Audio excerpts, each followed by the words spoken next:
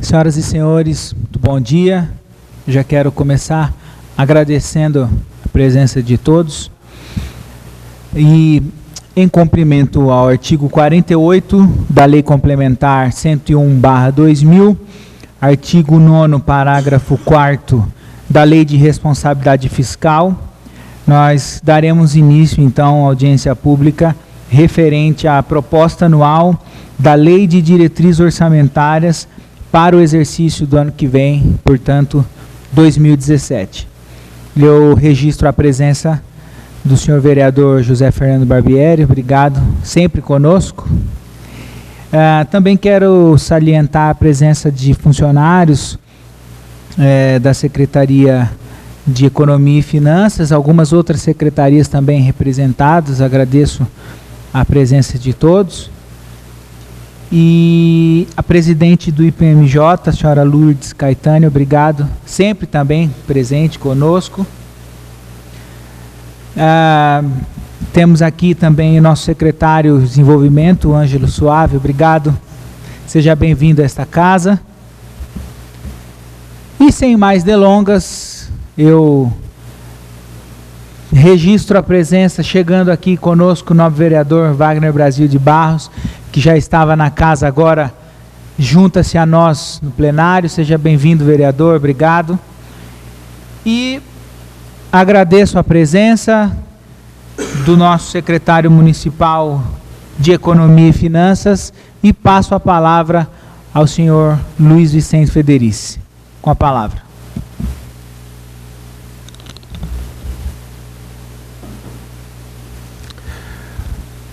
Muito bom dia a todos, gostaria de agradecer a todos aqui presentes, meu amigo vereador Lucas Flores, meus amigos vereadores Wagner Brasil de Barros e Fernando Barbieri. Também gostaria de agradecer a presença de todos os funcionários aqui da Secretaria de Economia e Finanças, funcionários desta Casa de Leis, assessoria dos vereadores, o secretário de Desenvolvimento Econômico, a nossa presidente do IPMJ, Lourdes Caetano, imprensa. Bom, essa audiência pública é para a apresentação e discussão da Lei de Diretrizes Orçamentárias para o ano de 2017 do município de Jaú. Ela vai dispor sobre a elaboração, sobre as diretrizes para elaboração e execução do orçamento. Então, ela é uma lei que vai anteceder o orçamento e propor única e exclusivamente as diretrizes que nós vamos tomar quando da elaboração do orçamento para 2017. Essa audiência é feita com base na questão da transparência, da gestão fiscal, como muito bem falado pelos dispositivos elencados na abertura desta audiência pública. Eu queria iniciar fazendo uma análise de conjuntura. Nós sabemos da grave crise que o Brasil enfrenta atualmente e vem provocando preocupantes quedas na arrecadação das receitas municipais. Então nós estamos apresentando algumas tabelas que mostram algumas variações com relação a algumas das principais receitas do município. Nessa tabela nós podemos ver a evolução da arrecadação do ICMS de 2009 a 2015.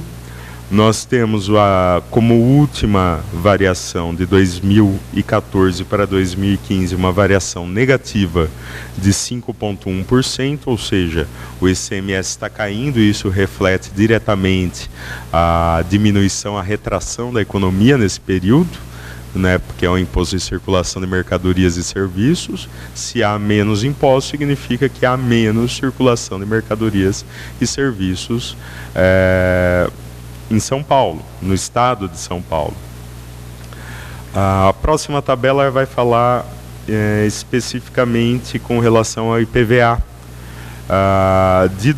a evolução, nós temos aí de 2009 a 2015, especificamente quando comparamos 2014 e 2015, nós observamos uma queda na arrecadação de IPVA de 2,8%. Ou seja, as principais arrecadações do município estão fazendo essa variação negativa em sua arrecadação, que é um fator muito importante e que nós devemos levar em conta para a elaboração tanto das peças de planejamento como da nossa execução efetiva orçamentária e financeira. O FPM também apresentou uma queda na sua variação de 2014 a 2015 de 2,3%, ou seja, nós estamos observando uma diminuição na arrecadação, uma frustração na arrecadação em níveis estaduais, nacionais, e o município acaba recebendo esse fator prejudicial, que é a diminuição dos recursos, também com relação aos seus repasses constitucionais. O Fundeb também apresentou uma variação negativa de 2014 a 2015. Ele já vinha apresentando essa variação negativa. Os impostos próprios municipais apresentaram uma variação positiva. Em suma, de 2014 para 2015, foi algo em torno de 3% de variação positiva.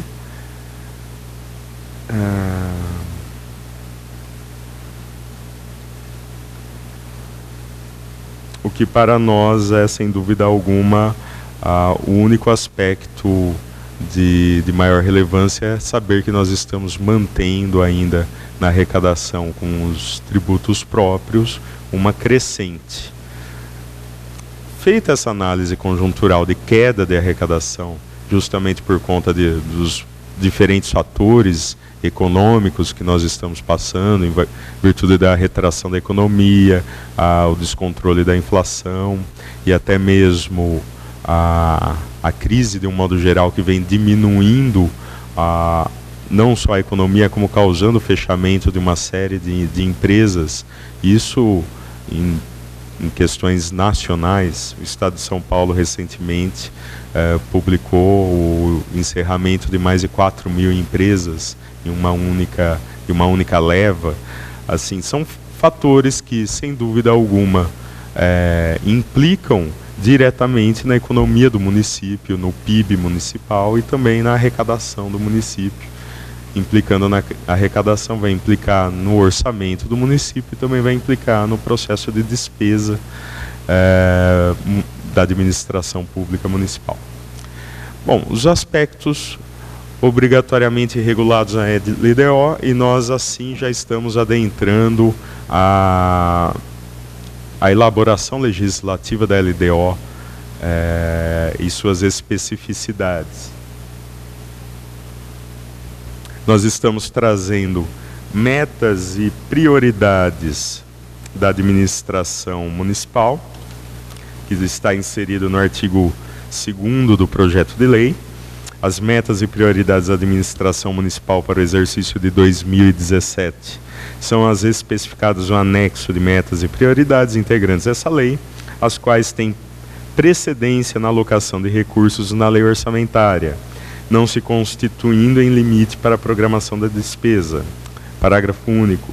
As metas e prioridades de que se trata esse artigo considerar-se-ão modificadas por leis posteriores, inclusive pela lei orçamentária, pelos créditos adicionais abertos pelo Legislativo. São algumas questões técnicas, mas que nós trazemos essas metas e prioridades que não vão restringir a elaboração desses recursos na lei orçamentária.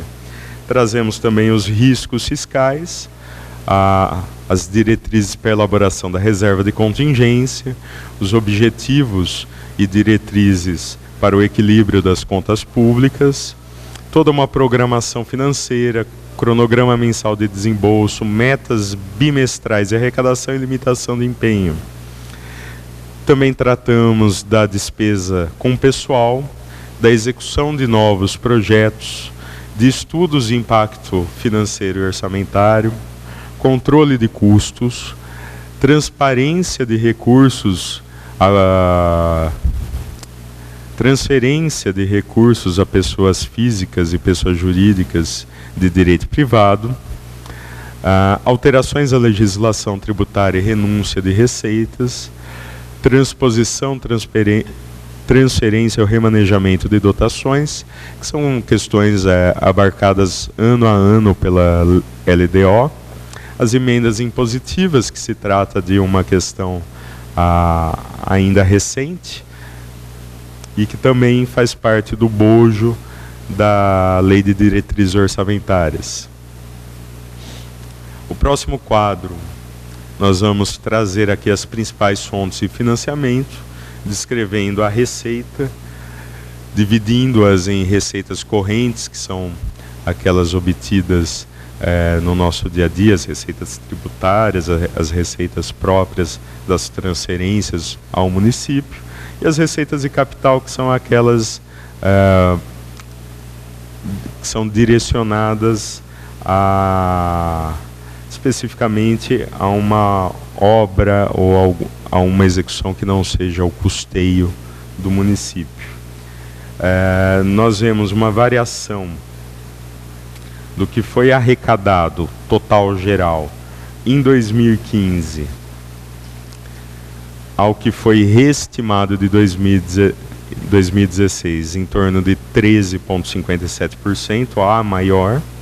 E nós temos agora o que foi projetado e que é o grande valor hoje da Lei de Diretriz Orçamentária, que seria o valor do orçamento para o ano que vem, para o ano de 2017, da ordem de R$ 410.252 mil reais. Perdão. Esse é o valor do nosso planejamento para o orçamento de 2017. Hoje nós estamos executando um orçamento estimado em 414 milhões, só que reestimado, quando da sua execução, em 380 milhões, por conta da frustração da arrecadação. Nós temos que todos esses valores não são absolutos, eles dependem de toda uma série de planejamento, avaliação, controle, verificação da execução, para a gente saber se as receitas estão se comportando da maneira esperada ou não, para verificar algum tipo de readequação dentro das diretrizes orçamentárias e do próprio orçamento. A Lei de Diretrizes Orçamentárias, ela é uma lei muito abrangente, ela não desce algumas minúcias a execuções, ela não desce a ações. Então ela é uma lei que ela vai dizer, assim, de uma maneira esparsa, onde serão alocados os recursos, mas ela não vai se restringir às minúcias das ações, execuções, ela não vai falar sobre obras especificamente. Então é bom deixar claro que a gente está aqui dizendo o quanto nós imaginamos que será o tamanho do nosso orçamento para o ano de 2017 e como nós vamos alocar esse orçamento. Ela vai dar a diretriz. Quando da elaboração da peça orçamentária no futuro, nós já teremos uma análise do orçamento e do comportamento das receitas e despesas de 2016 e podemos refazer as projeções para 2017, fazer uma análise com maior acuidade e aí sim descendo essas minúcias da execução e das ações já dentro da peça orçamentária. Nós temos aqui a despesa por unidade executora.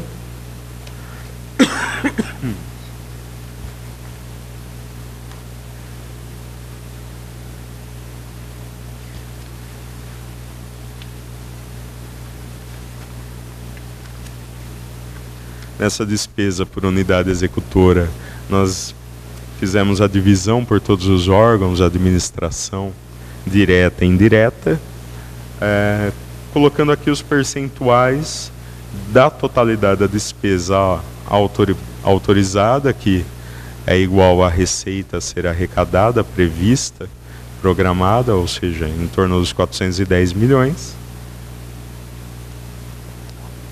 essa despesa vai se dividir entre Instituto de Previdência Municipal, 2,63%, significa algo em torno de R$10.785.000. Nós temos a agência reguladora, algo em torno de 0,28%, que implica em R$1.152.000.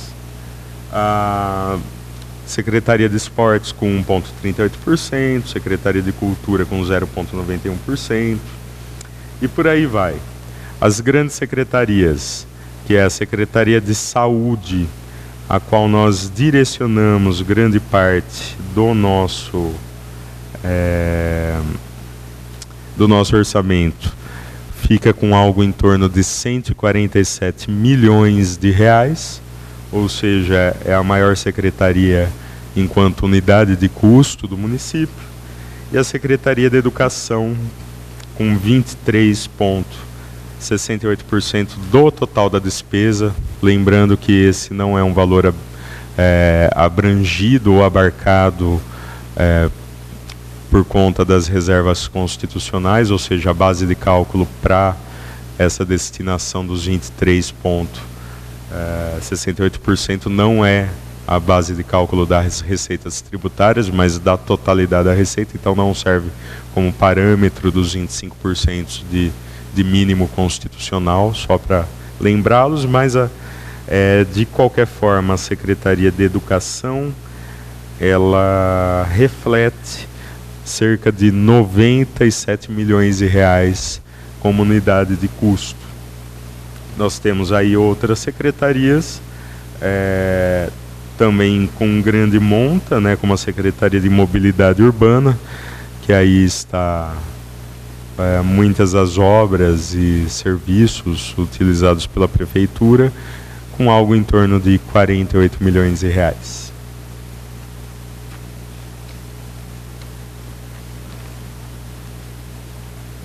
O próximo gráfico vai expor a despesa por órgão, então aí nós temos a Prefeitura na sua administração direta, com algo em torno de R$390 milhões, a Câmara Municipal de Jaú com algo em torno de R$8 milhões, a Agência Reguladora com R$1.152.000, o Instituto de Previdência com R$10.785.000.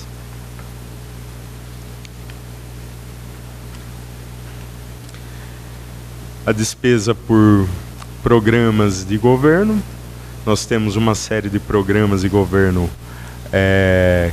já previstos, inclusive no nosso PPA.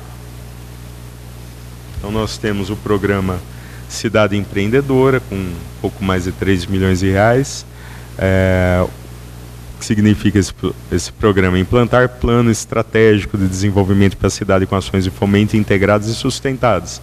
Assim, uma série de ações estão interdisciplinariamente ligadas a essa questão. O próprio custeio da Secretaria de Desenvolvimento Econômico está aí inserido nesse programa Cidade Empreendedora, também o custeio de outras secretarias, a implantação e, enfim, toda a definição de despesas com relação à implantação das ações que estarão dentro da lei orçamentária também estão aí inseridas.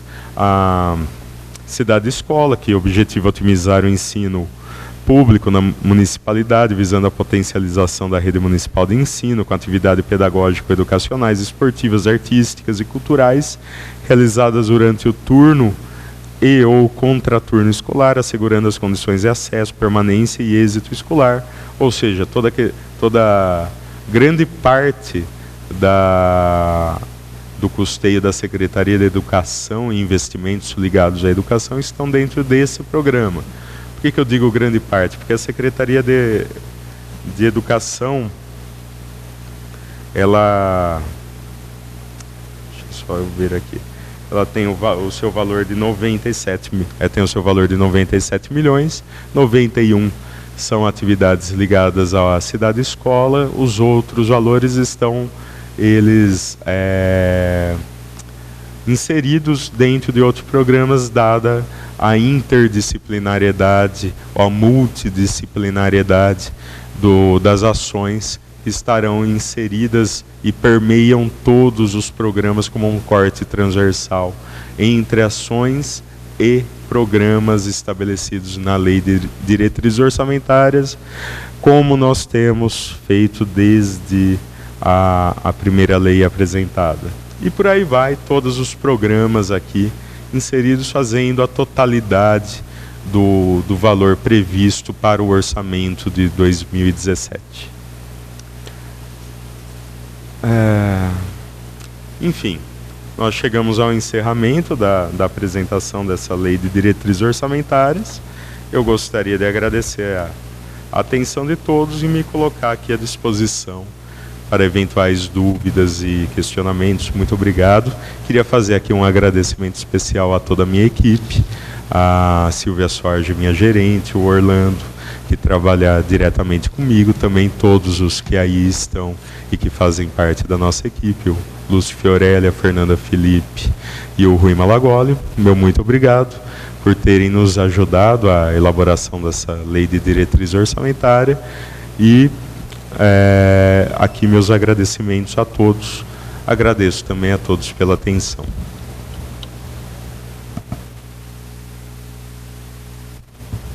Obrigado, secretário. Eu também quero, sem demora, abrir para a participação dos senhores vereadores, se quiserem comentar alguma coisa ou questionar. Então, com a palavra, o vereador José Fernando Barbieri. Obrigado, senhor presidente, secretário. No gráfico de despesa por ação, você poderia colocá-lo, é o penúltimo gráfico. E esse aí. Primeiro, eu acho que o ano ali deve estar com equívoco.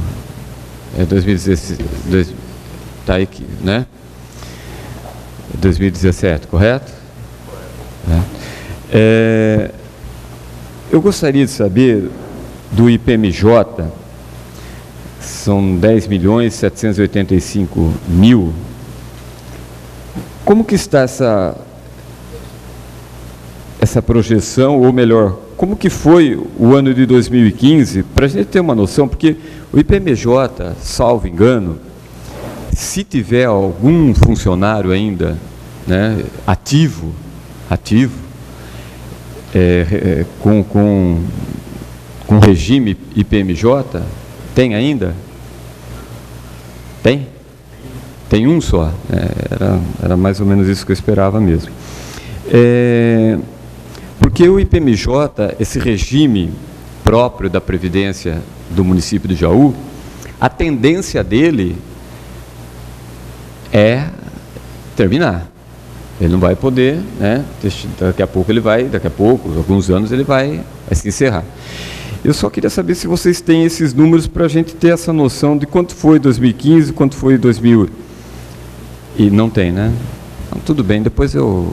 No momento nós não temos, mas falando um pouco de IPMJ, quando a gente fala em RPPS, que é o regime próprio de Previdência Social, principalmente do servidor público, ele envolve toda uma questão de cálculo atuarial, fazer todo esse levantamento, né, fazer o levantamento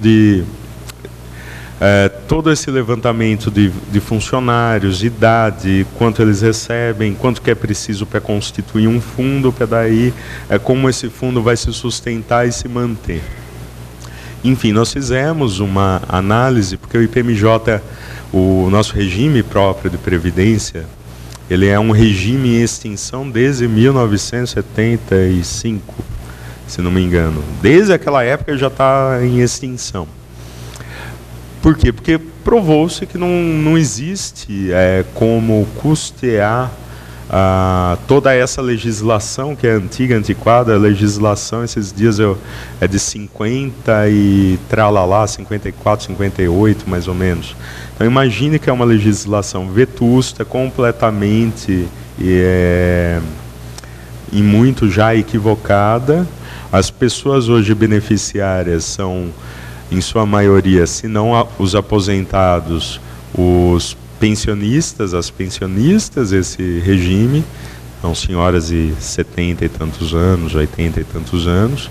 Assim, é um regime que ele tem tudo para acabar. Ele é custeado inteiramente pelo município, ele não tem uma fonte de custeio própria, né? Não existe um tanto que é retirado dos servidores da ativa para custear, de um servidor, para custear os servidores que estão inativos ou os beneficiários de um modo geral. Ou seja, é um regime já quebrado desde 1975, que é por inteiro... Ela disse 1973. Que é por inteiro custeado pelo município. Por inteiro custeado pelo município. E ele traz não só algumas questões de ordem previdenciária, mas também como questões de ordem assistencial também, que causam esse volume de valores, que é questão de assistência hospitalar, toda uma série de questões aí que tem que ser analisadas e que, assim, nós estamos fazendo esse levantamento e essa análise. Perfeito. Mas, assim, o que nós temos? Esse tanto está congelado e é distrito esse número de pessoas que estão falecendo, inclusive em razão da idade, né, dessa contingência idade. Porém, não há uma inserção de novos para que custeie esse regime de previdência. Os cálculos atuariais dizem que se nós formos retomar um regime de previdência próprio hoje, nós teríamos que começar do zero, ou seja, o município iria ter que custear agora mais de 3.000 funcionários e as suas respectivas aposentadorias, criar uma regra transitória por conta disso, de mais de 15 anos, né, porque nós temos uma grande maioria, um volume de funcionários prestes a se aposentar nos próximos 5.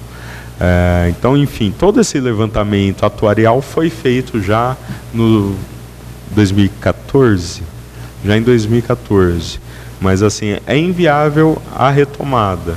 Então, o que nós temos que fazer? Isolamos e continuamos mantendo até a sua efetiva extinção, infelizmente. E a tendência é essa mesmo, a tendência é todos os editais hoje, por esse Brasil afora, editais para as prefeituras, a maioria absoluta é pelo regime geral da Previdência, né?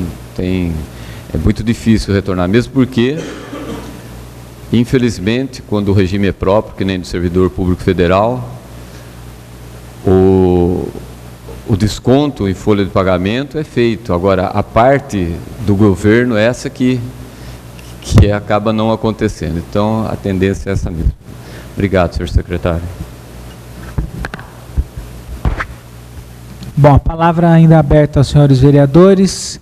A imprensa, nós temos aqui a imprensa da casa e temos também, sempre presente, o Comércio de Jaú. João Guilherme, com a palavra, seja bem-vindo. Bom dia, presidente, secretário, bom dia a todos. Minha dúvida, secretário, é só referente à agência reguladora do SAENJA. Está prevista, inclusive, uma receita de R$1.100.000 para a agência. Mas, salvo engano, a lei que criou a agência reguladora vinculava a manutenção dela aos lucros da concessionária. Quer dizer, em tese, grosso modo, a concessionária banca a agência. Por que o município está reservando recursos também para a agência reguladora? Esses recursos, eles são contabilizados dentro do orçamento do município, porque são recursos orçamentários. A agência reguladora, apesar de ser um ente autárquico, tal como o IPMJ, não participando da administração direta, ela dispõe de um orçamento, então ela passa por todo esse processo de receita e despesa pública. Então a arrecadação dela é uma arrecadação que se constitui em receita pública. Então ela entra para os cofres do poder público e segue todo o regime a partir daí também de despesa pública. Por isso que está aqui contabilizado como uma forma de receita, mesmo que tenha o seu próprio custeio. Ok. Também nós temos aqui, se alguém quiser se manifestar, a palavra nesse momento continua aberta. Ou então, nós agradecemos mais uma vez. Nós sabemos que essa é uma audiência pública por iniciativa da Secretaria de Economia e Finanças do município. Essa casa, ela tem apenas a alegria de poder abrir suas portas para mais uma manifestação de diálogo entre o Poder Executivo e a população. Portanto, nada mais havendo, dou por encerrada a presente audiência e determino a juntada da ata digital. Bom dia a todos, que Deus nos abençoe.